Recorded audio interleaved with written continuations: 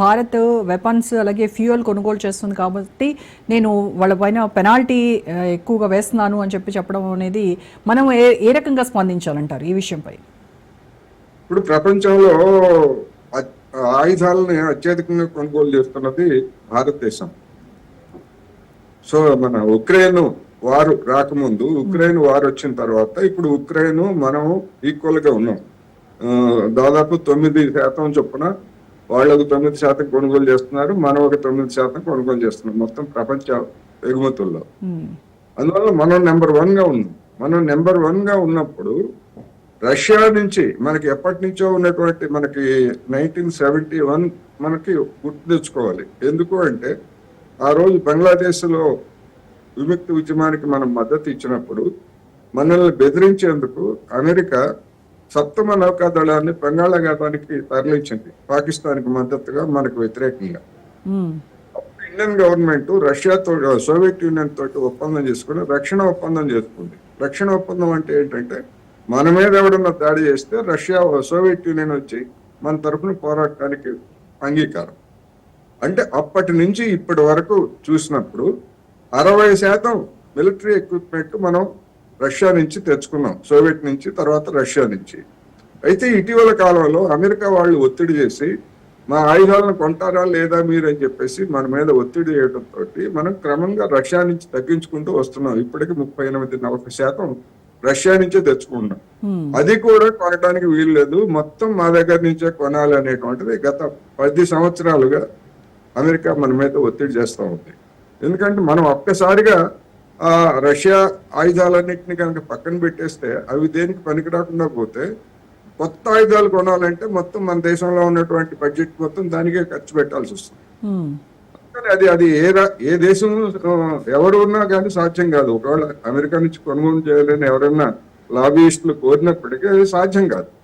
అందుకని మా దగ్గర కొంటారో లేదా, మీరు ఎక్కడెక్కడో చమురు కొంటున్నారు, మేమే ఇస్తాము, ఇరాన్ నుంచి ఎందుకు చమురు కొనుగోలు చేయాలి, ఆ ధరకి మేమే ఇస్తాము, మా చమురే కొనండి, మా మొక్కజొన్నలే కొనండి, మా కోడికాళ్లే కొనండి, మా జున్నే కొనండి, కొనకపోతే మీ మీద మీ సంగతి చూస్తాం. గతంలో కూడా అదే మన భారతదేశాన్ని లొంగ తీసుకోవడానికి ఉగ్రవాదాన్ని, పాకిస్తాన్ ద్వారా ఉగ్రవాదాన్ని కూడా ప్రయోగించినటువంటి చరిత్ర మనం మర్చిపోకూడదు అన్నది నేను ఈ సందర్భంగా గుర్తు చేస్తాను. అంటే రష్యా యుక్రెయిన్ యుద్ధం నేపథ్యంలో రష్యా నుంచి మనము ఆయుధాలు కావచ్చు, ఫ్యూయల్ కావచ్చు కొనుక్కోవడం అనేది ఒక ట్రంప్ ఒక హేయమైన చర్యగా ఆయన చెప్పారు. సో అంటే భారత్ యుఎస్ మధ్య ఉన్నటువంటి రిలేషన్స్ పైన ఇటువంటి వ్యాఖ్యలు ఏమైనా ప్రభావం చూపుతాయంటారా? ప్రభావం చూపడం, ఇప్పుడు ఇజ్రాయిల్ వాళ్ళు గాజా మీద మారణకాండ చేస్తున్నారు. ఇప్పటికి 60-70 వేల మందిని చంపేశారు. ఆ చంపడాన్ని మరి అమెరికా ఏమైనా ఖండించిందా? తప్పైతే దాన్ని కదా ముందు ఖండించాల్సింది. అందుకని రష్యా చేస్తున్నది తప్పు అయితే అసలు రష్యాని ఆ విధంగా రెచ్చగొట్టింది అమెరికా వాడే కదా మొత్తం ఉక్రెయిన్ లో అక్కడ పాపం మోపి చేయడానికి. అందువల్ల రెండోది మనది స్వతంత్ర సర్వసత్తాక దేశం, రిపబ్లిక్ మంది. మన రిపబ్లిక్ అంటే మనం ఏదైనా మన యొక్క విదేశాంగ విధానం స్వతంత్ర విదేశాంగ విధానం.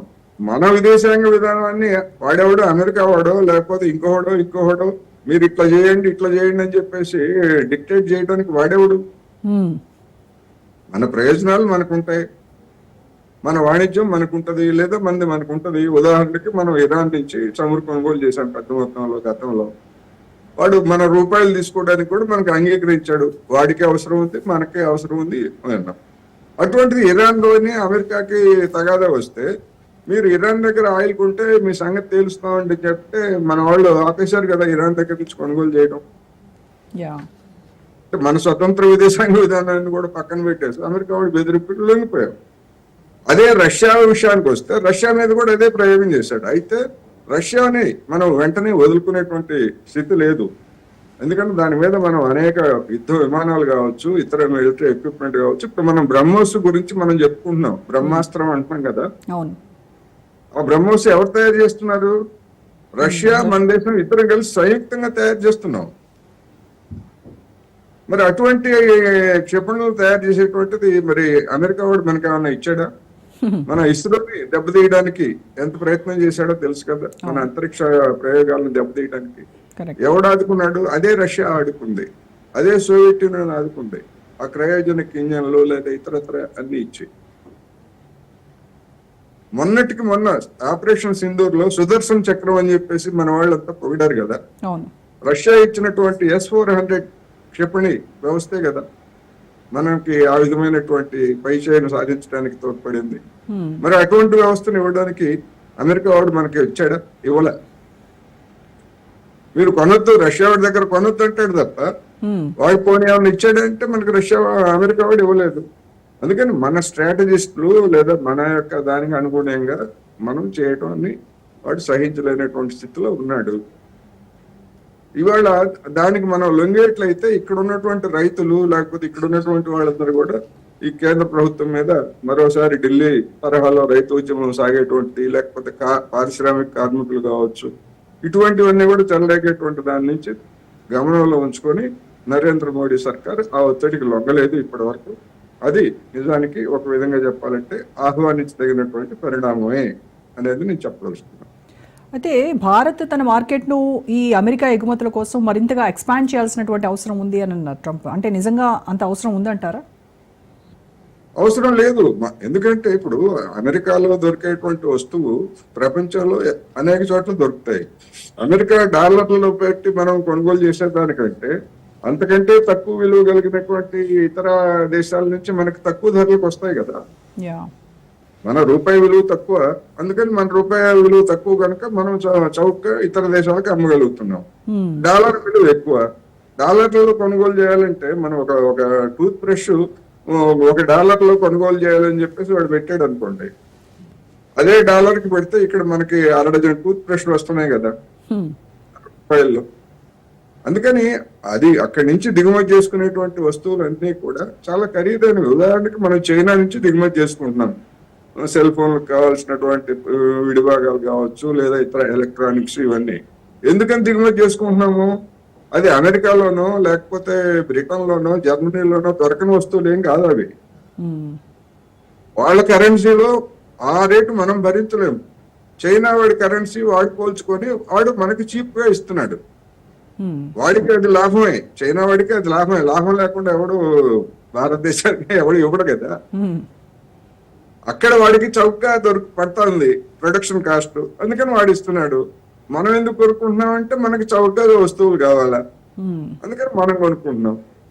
ఆ విధమైనటువంటి స్వేచ్ఛ ఉండాలి. అటువంటి స్వేచ్ఛ ఉండకూడదు. మేము చెప్పినట్టే వినాలి, మా వస్తువే కొనాలి. మా వస్తువే కొనాలంటే మనం చూస్తున్నాం కదా, ఇప్పుడు మన తేజస్ యుద్ధ విమానాలు ఉన్నాయి. తేజస్ యుద్ధ విమానాలని మనం అప్గ్రేడ్ చేయాలంటే అమెరికాలో ఉన్నటువంటి మన ఆయుధ కంపెనీల నుంచి మనకి జెట్ ఇంజన్లు కావాలి. వాడు ఇవ్వట్లేదు మనకి. వాడు ఇవ్వకుండా ఏమంటాడు, మా F-35 ఇస్తాం కొనుగోలు చేయండి అంటాడు. F-35 మీకు అమ్ముతామని చెప్పి ట్రంప్ చెప్పాడు కదా. మనమేం అడుగుతున్నాం, ఇక్కడ మా సొంత విమానాల తయారీకి అవసరమైనటువంటి ఇంజన్లు ఇవ్వండి, మీ దగ్గర నుంచే మేము కొనుక్కుంటాం, మా సొంత విమానాలు తయారు చేసుకుంటామంటే ఎప్పటి కాదు మా F-35 ఇస్తాం, మీరు కొనుగోలు చేయండి అంటాడు.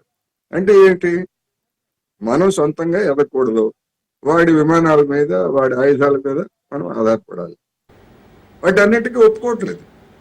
ఇక్కడ ఉన్నటువంటి మన విధాన నిర్ణేతలు, మిలిటరీ కావచ్చు లేకపోతే ఇండస్ట్రియలిస్టులు, ముఖ్యంగా ఇండస్ట్రియల్ లాబీ అనేటువంటిది అమెరికా వాడు తీసుకొచ్చి పెడితే ఇక్కడ ఉన్నటువంటి బిజినెస్లన్నీ ఏమవుతాయి, మొత్తం అన్ని కొట్టుకూలిపోతాయి. అందుకని ఇప్పటి వరకు లొంగలేదు కనుక తెగించి, ఇంకా రేపటితోటి గడువు ముగిసిపోతుంది కనుక ట్రంప్ ఇవాళ ప్రకటన చేశాడు. అంటే ఈ టారిఫ్ పాలసీ అనేది ఏమైనా గ్లోబల్ ట్రేడ్ వార్కి దారితీసేటువంటి అవకాశం ఉంటుందంటారా? ఇప్పుడు ఆల్రెడీ చేస్తున్నాడు కదా. ప్రపంచం మొత్తం మీద అమెరికా వారే కదా ప్రకటించింది. చైనా మీద 250% అన్నాడు, లేకపోతే ఇంకొక దేశం మీద 40% అన్నాడు, ఇంకో దేశం మీద 50% అన్నాడు, ఇంకా మొత్తం మీద ఐరోపా మీద 15% అన్నాడు. సరే, మొన్న ఒప్పందం 15% కుదుర్చుకున్నాడు. ఇప్పుడు ఇండియా మీద 25% అన్నాడు. ఇది ఏకపక్షంగా ఒక విధంగా చెప్పాలంటే గుండాయిజం. ప్రపంచ వాణిజ్య సంస్థతో నిమిత్తం లేదు కదా ఇప్పుడు ఈ పన్నులకి. కరెక్ట్. ప్రపంచ వాణిజ్య సంస్థ అసలు పాత్రే లేదు కదా, దాన్ని పక్కన పెట్టేశారు. పక్కన పెట్టేసి నేను ఇంత చేస్తాను పనులు, అంగీకరిస్తారా లేదా, లేకపోతే మీ సంగతి చూస్తా. ఇది కదా గూండాయిజం, అమెరికన్ గూండాయిజం తప్ప మరొకటి కాదు. అయితే ఇప్పుడు ఈ టారిఫ్లు కావచ్చు, ఈ పెనాల్టీలు కావచ్చు, ఏవైతే భారతదేశం పైన విధిస్తున్నారో, ఈ ఎక్కువగా మన దేశంలో ఉన్నటువంటి వ్యవసాయ రంగము, ఐటీ, ఫార్మా వీటిపైన ఎక్కువగా ఎఫెక్ట్ ఏమైనా ఉంటుందంటారా సార్? అంటే ఇప్పుడు మన దేశం నుంచి ఫార్మాలో ముఖ్యంగా జనరిక్ మెడిసిన్స్ ని అమెరికా పెద్ద మొత్తంలో దిగుమతి చేసుకుంటా ఉంది. ఎందుకు దిగుమతి చేసుకుంటుందంటే మనం చౌక ఇస్తున్నాం. ఇప్పుడు మన ఫార్మా మన జనరిక్ మెడిసిన్స్ మీద 25% వాడు కనుక పెనాల్టీ వేశాడు, పెనాల్టీ లేకపోతే పన్నులు వేశాడు అనుకోండి, ఆ 25% ధరలు అక్కడ పెరుగుతాయి. అక్కడ ఉన్నటువంటి రోగులు, కన్జ్యూమర్స్, హాస్పిటల్స్ వాళ్ళు అదనంగా పే చేయాల్సి వస్తుంది. అందుకనే ఈ ఫార్మా రంగాన్ని మినహాయించారు. మొన్న కూడా, ఇంతకు ముందు కూడా ఫార్మా రంగాన్ని జోలికి వెళ్ళాల. ఫార్మా రంగాన్ని జోలికి వెళ్తే అమెరికాలో పెద్ద గొడవ అవుతుంది. అక్కడ చైనాకి మినహాయించారు, భారత్ కి మినహాయించారు. ఎందుకంటే అక్కడ ఉన్నటువంటి అమెరికాలో ఉన్నటువంటి ఆసుపత్రుల్లో ఎక్కువ భాగం 99% జనరిక్ మెడిసిన్స్ ని వాడతాయి. లైసెన్స్డ్ అయి వాడితే చాలా రేట్ ఉంటుంది. మనం కూడా చూస్తున్నాం కదా ఇక్కడ జనరిక్ మెడిసిన్స్ ఎంత చౌకగా వస్తాయో, అదే లైసెన్స్డ్ మెడిసిన్స్ ఎంత చౌకగా వస్తాయో మనం కూడా చూస్తున్నాం కదా. అందుకని వాటికి అవసరమైన వాటినేమో మినహాయించాడు, అవసరం లేనటువంటి వాటిని టైట్ చేస్తున్నాడు. టైట్ చేయడం ద్వారా ఇప్పుడు ఉదాహరణకి మన దుస్తులు, మన దేశం నుంచి టెక్స్టైల్స్ కావచ్చు, లేకపోతే గార్మెంట్స్ ఇట్లాంటి ఎగుమతి అవుతాయి. 25% అంటే మన రేట్లు పెరుగుతాయి. అది బంగ్లాదేశ్కో లేకపోతే ఇంకోటికో వాడికి నచ్చినటువంటి దేశం ఉందంటే మేము 10% లేకపోతే 5% మేము దిగుమతి చేసుకుంటామంటే వాడి చౌక అవుతాయి, మనకి ఖరీదు అవుతాయి. అందుకని మన ఎక్స్పోర్ట్స్ దెబ్బతింటే వాడి ఎక్స్పోర్ట్స్ పెరుగుతాయి. ఇది వాణిజ్య దందా. దీన్ని కూడా ఒక విధంగా చెప్పాలంటే వాణిజ్య దందా. ఈ వాణిజ్య దందాకి అమెరికా పాల్పడతాం.